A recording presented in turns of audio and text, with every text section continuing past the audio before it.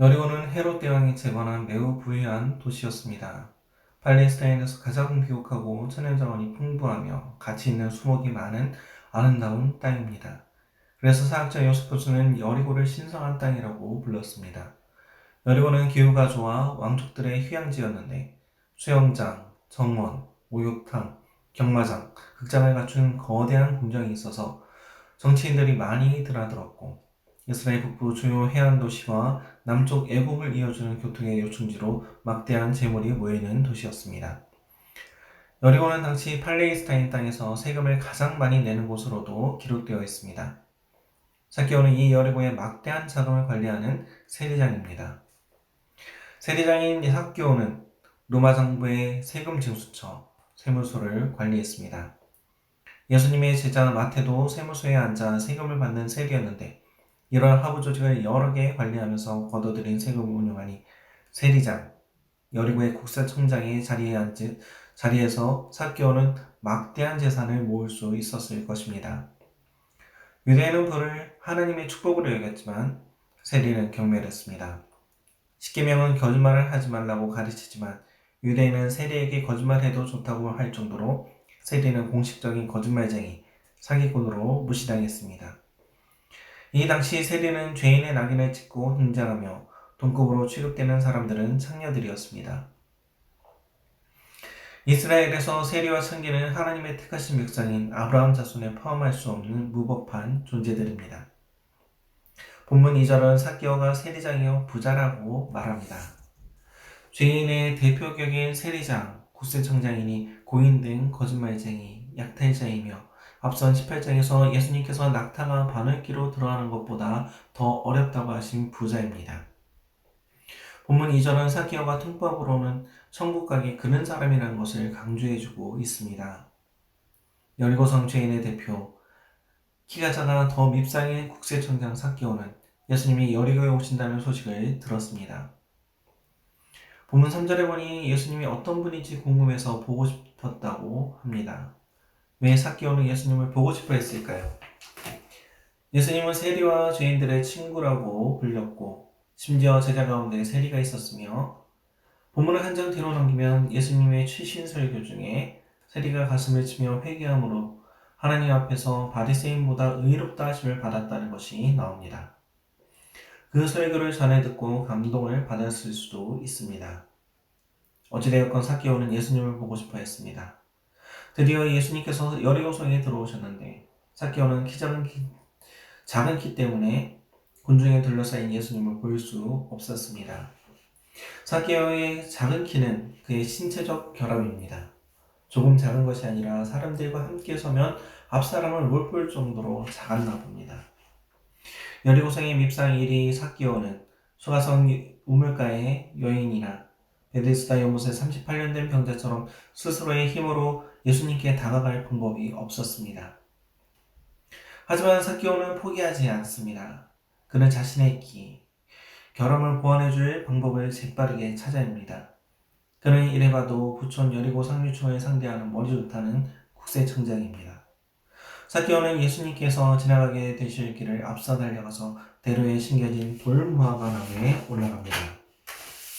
뽕나무로 번역된 이 나무는 떡갈나무와 비슷하며 사방으로 가지를 많이 뻗어 오르기 쉽고 몸을 숨기기 쉬운 나무입니다. 사케오는 어쩌면 땡볕에 물동이를 지고 나온 우물가의 여인처럼 사람들로부터 자신의 모습을 숨길 무화과 나무에 올라가는 게 현명한 선택이라고 생각했는지도 모릅니다. 무화과 나무 하니까 떠오르는 것이 하나 있지 않습니까? 오래전에 선악과를 따먹은 아담과 하와가 자신들이 벌거벗었음을 알고 부끄러움을 감추기 위해 무화과 잎으로 치마를 엮어 입었습니다. 날이 서늘해지자 하나님께서 동산에 내려오셨습니다. 처음 겪는 두려움에 아담과 하와는 하나님을 피해 숨었습니다. 두려움과 부끄러움을 가려줄 무화과 나무의 치마는 저녁쯤 말라 비틀어지고 부서져서 부끄러움을 더 드러냈습니다. 말라 부서진 나뭇잎은 죄인들의 마음을 더욱 비참하게 만들었을 것입니다. 여리고성의 사케오는 돌무화과 나무 위에 올라갔습니다. 사케오는 어쩌면 그저 나무 위에 숨어서 사람들에게 들키지 않고 멀리서라도 예수님을 보고 싶은 마음뿐이었는지 모르겠습니다. 생각해 보십시오. 아무리 밉상이로 키 작은 국세청장이지만 지체 높은 신분의 유명 인사가 대로변 나무에 올라가 있는 것을 사람들에게 보이고 싶겠습니까? 그런데 일이 나고 맙니다. 예수님께서 삭개오가 숨은 돌무화과 나무에 이르러 삭개오를 올려다 보십니다. 예수님을 따르던 수많은 여리고 사람들이 삭개오를 쳐다봤을 것입니다. 게다가 예수님은 큰 소리로 삭개오의 이름을 부르십니다. 삭개오야, 빨리 내려와라. 사람들은 처음에 너무 놀랐을 것입니다.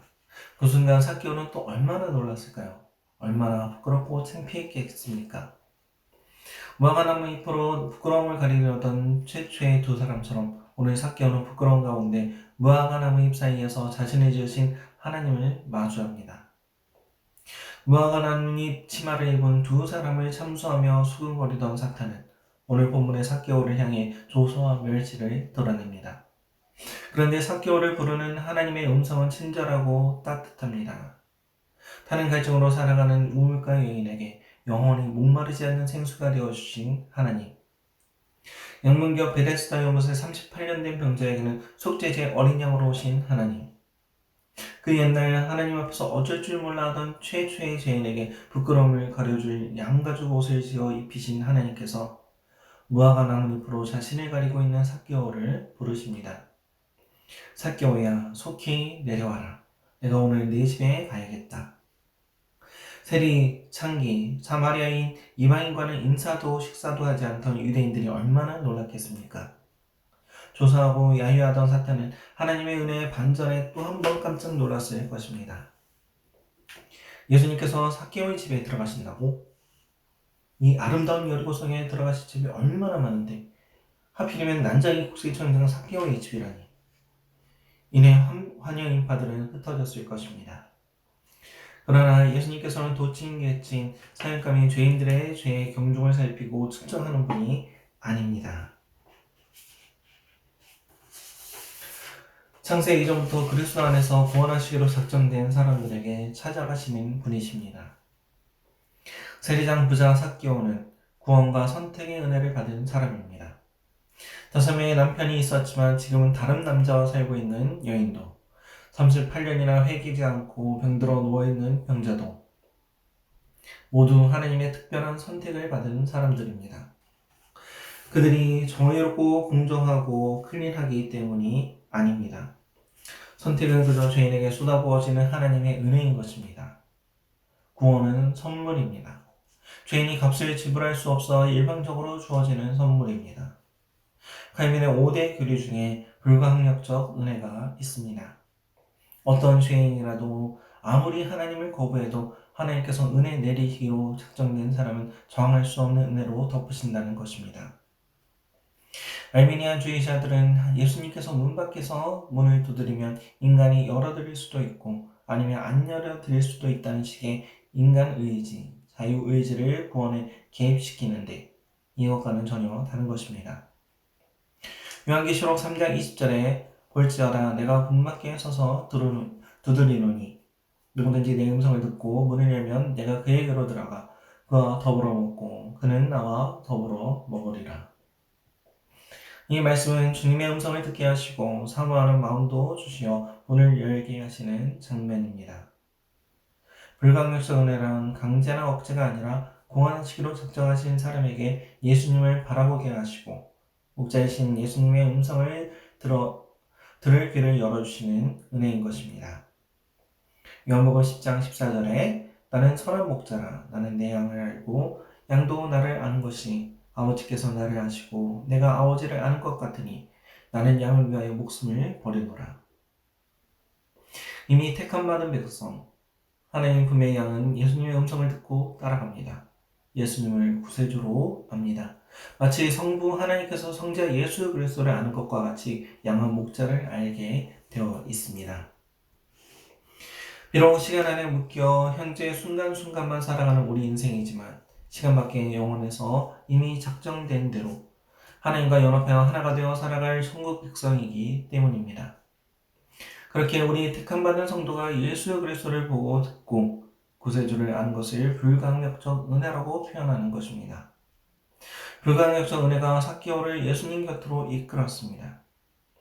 대로변 나무에 올라갈 정도로 간절히 예수님을 보기 원하는 마음이 생겼습니다.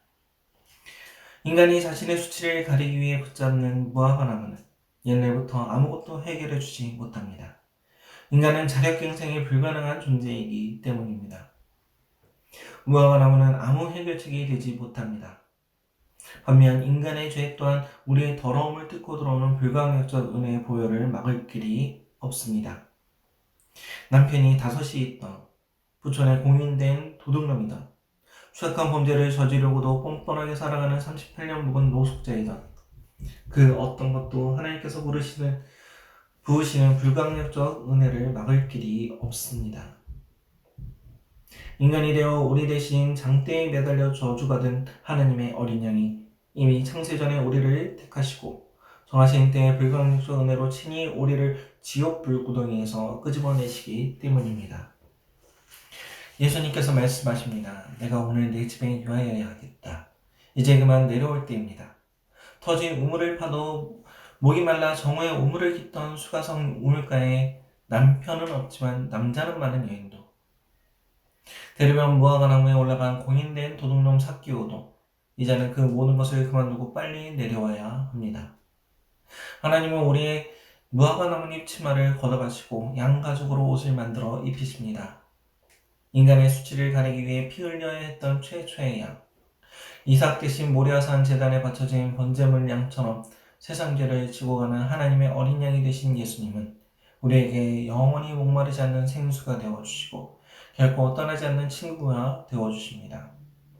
우리에게 있는 대제사장은 우리의 연약함을 동정하지 못하실 리가 아니요 모든 일에 우리와 똑같이 시험을 받으신 이십니다. 세상 죄를 지고 가는 어린 양 예수님께서 우리와 똑같이 배고프고 목마르고 지친 모습으로 우리 앞에 서 계십니다. 가식도 꾸밈도 없는 그 모습으로 우리에게 말씀하십니다. 나도 목이 마르구나. 물을 좀 다오. 나도 거처를 내어줄 친구가 필요하구나. 오늘 너의 집에 가서 머물러야겠다.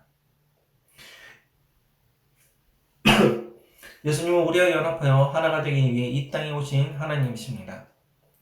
요한복음 17장 21절에 예수님께서 말씀하십니다. 아버지께서 내 안에, 내가 아버지 안에 있는 것 같이 그들도 다 하나가 되어 우리 안에 있게 하사. 삭개오는 급히 내려와 즐거워하며 예수님의 집으로 영접했습니다. 참소하며 비방하며 수군거리는 사람들의 비아냥을 뒤로하고 삭개오는 궁전같이 화려한 집에 서서 말합니다. 주님, 제 소유의 절반을 가난한 자들에게 주겠습니다. 속여서 빼앗은 것은 4배로 갚겠습니다. 역시 국세청장답게 계산이 빠릅니다. 아닙니다. 이제 그동안 튕기던 주판에 던져버렸기 때문에 가능한 말입니다. 삭개오는 돌무화과 나무에서 완전히 내려왔습니다. 흥미로운 선생 예수가 아니라 삶의 주인으로 예수님과 연합했기 때문에 세상 포기라는 결정을 내린 것입니다. 앞서 18장의 부자는 재물을 팔아 가난한 자들에게 나눠주고 나를 따르라는 예수님의 요청에 근심하며 떠났습니다. 부자는 낙타가 바늘기로 들어가는 것만큼 천국에 들어가기 힘듭니다. 구원, 인간은 할 수 없을 때 하나님은 하십니다. 구원의 문제에 인간은 단 1%의 지분도 없습니다. 그래서 구원은 선물입니다. 예수님께서 말씀하십니다. 오늘 구원이 이 집에 이르렀으니 이 사람도 아브라함의 자손임이로다. 인자가 온 것은 잃어버린 자를 찾아 구원하려 함이니라. 그는 구원을 받았습니다. 그는 선택을 받았습니다. 무조건적 선택의 은혜. 전적으로 부패한 인간의 물음을 뚫고 들어오는 불가항력적 은혜로 아브라함의 자손이 됐습니다. 오늘 요설령록의 모든 성도들은 아브라함에게 약속한 하늘의 별과 바다의 모래알처럼 많은 자손 중 하나이기를 축원합니다. 이는 힘으로도 능으로도 되지 아니하고 오직 여호와의 신으로 되는 것입니다. 사람으로는 할 수 없을 때 하나님으로서는 다 하십니다. 부드러운 주님의 음성에 귀를 기울이십시오. 더 이상 터진 우물을 파지 마십시오. 생수의 근원 되신 예수님께서 말씀하십니다. 내가 주는 물을 마시는 자는 영원히 목마르지 아니하리니 내가 주는 물은 그 속에서 영원하도록 솟아나는 샘물이 되리라. 여러분의 몸을 성전 삼고 성령 하나님께서 거하십니다. 무화과나무에서 내려오십시오. 삭개오야 속히 내려오라. 오늘 내가 내 집에 유하여야겠다.